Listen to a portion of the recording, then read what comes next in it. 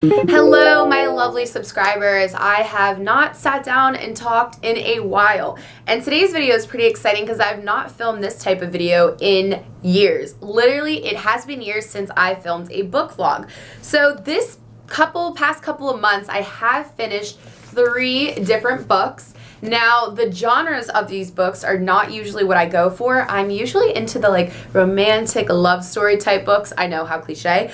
But these were actually a little more, I would say, on the disturbing side of books. Strong female leads, I would say. And they're all kind of going through this inner conflict and trying to figure out how to fix what's going on in their life. So the first book I'm going to start out with is called Me ×3, and this is by Alex Witchel. Now, this is a fictional book, so nothing in here is actually true. And if you guys are wondering, I am using my little YouTube notebook that I got at Content Creator Day. So I have notes about all of these books, and I'm going to let you know what I think about them. So I was in need of a new read, and my roommate Lacey had read this book, and she said it was pretty good. She said, you know, if you just kind of need a poolside read, this one would do the job. A little description of what this book's about. Everything's going right for Sandra Berlin. She is living in Manhattan, climbing the editorial ladder at an ultra-chic fashion magazine, Jolie, and she's become engaged to Bucky Ross, her high school sweetheart. Bucky is her knight in shining wasp armor, which is a white Anglo-Saxon Protestant, if you guys are not familiar, a successful ad executive and a descendant of Betsy Ross, and their future promises of a life of comfortable suburban bliss, the Tudor mansion, the beautiful children, the country club. And then 3 weeks later, at a party at a Metropolitan Museum of Art, Sandy meets Bucky's other fiancé, who tells her about Bucky's third fiancé, which begins Sandy's journey through the unfamiliar world of heartbreak and betrayal and the most excruciating blind dates in the history of singledom. As she tries to piece her life back together, she relies on the common sense and compassion of her best friend Paul, a rising young film agent, gorgeous, gay, and moneyed, to keep her sane. But even Paul has his secrets, and soon Sandy is forced on her own to re-examine her past and, more important, what she wants for her future. Me ×3 is a comic and tender, outrageous and wise, a shrewd, dead-on portrait of a certain slice of New York life. It's a story about wished-for ideals versus hard realities, about being who you are versus the desire to fit in, and finally about how love can surprise us in the most unexpected ways. So in total, this book has... oh, it doesn't say on the last page. Has 304 pages, so it's a pretty easy read. I went through it pretty quickly. So in my notes, I wrote that it started off slow, but ended up being a touching story about a girl who is trying to figure out who she is while discovering everyone in her life is everything but who they thought they were. So that includes even herself, but most importantly, her fiancé Bucky and her best friend Paul. And it's a book about heartbreak and all aspects of life, and how each experience propels us to be the best version of ourselves. So Sandra goes through heartbreak not only with her fiancé Bucky, but with her best friend as well. And I'm not gonna lie, this book does have a sad ending, and it did make me tear up because there is a twist in it. So although you think that this book is about her relationship with her ex-fiance, it goes into a lot more than that, and I would recommend this. I think in the beginning I was like, oh, this is kind of boring, kind of slow. As I got towards the meat of the story, I did like it, and I would recommend. So the next book I finished is called Brain on Fire, and this is a memoir of Susannah Callahan, and she was actually a journalist. So this is titled Her Month of Madness. Let me read the preface for you to give you an idea of what this book's about. So, this is an award-winning memoir and instant New York Times bestseller that goes far beyond its riveting medical mystery. Brain on Fire is the powerful account of one woman's struggle to recapture her identity. When 24-year-old Susannah Callahan woke up alone in a hospital room, strapped to her bed and unable to move or speak, she had no memory of how she had gotten there. Days earlier, she had become on the threshold of a new adult life, at the beginning of her first serious relationship and a promising career at a major New York newspaper. Oh, I forgot that this took place in New York too. Now she was labeled violent, psychotic, and a flight risk. What happened? In a swift and breathtaking narrative, Susannah tells the astonishing story of her descent into madness, her family's inspiring faith in her, and the life-saving diagnosis that nearly didn't happen. A fascinating look at the disease that could have cost this vibrant, vital young woman her life. That's from People. Brain on Fire is an unforgettable exploration of memory, identity, faith, and love, and a profoundly compelling tale of survival, perseverance that is destined to become a classic. You know, I read so much in my head that sometimes when I have to read out loud, it's like blah, blah, blah, blah, word vomit. But anyways, I really, really liked this book. My other roommate who previously lived in my house, Alexis, had read it and she had recommended it.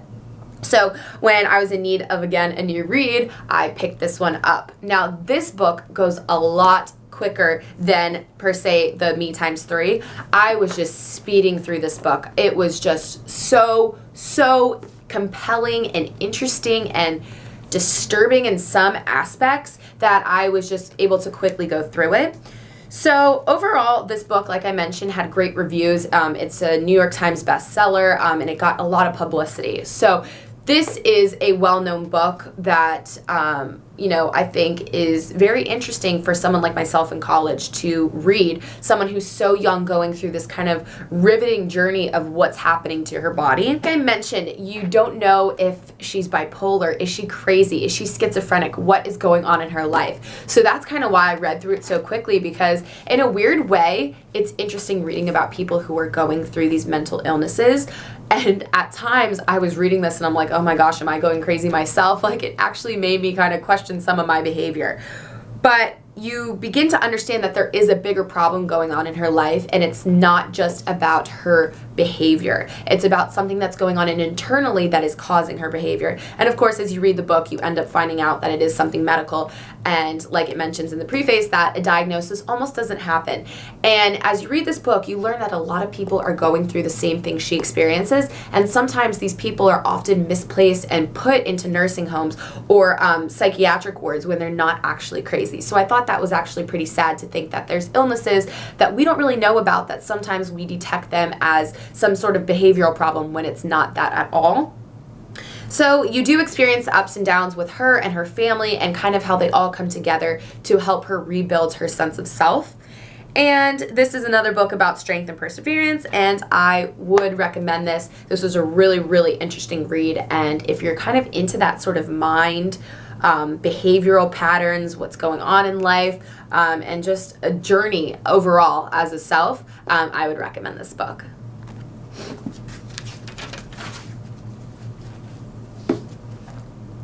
So this last book is titled A Stolen Life, and this is by author Jaycee Dugard. Although she is an author, this is a memoir as well. So this is a true story about her life in captivity. This is definitely the most disturbing of the books that I have ever read in my life, because it is a true story and because of the events that occur in her life.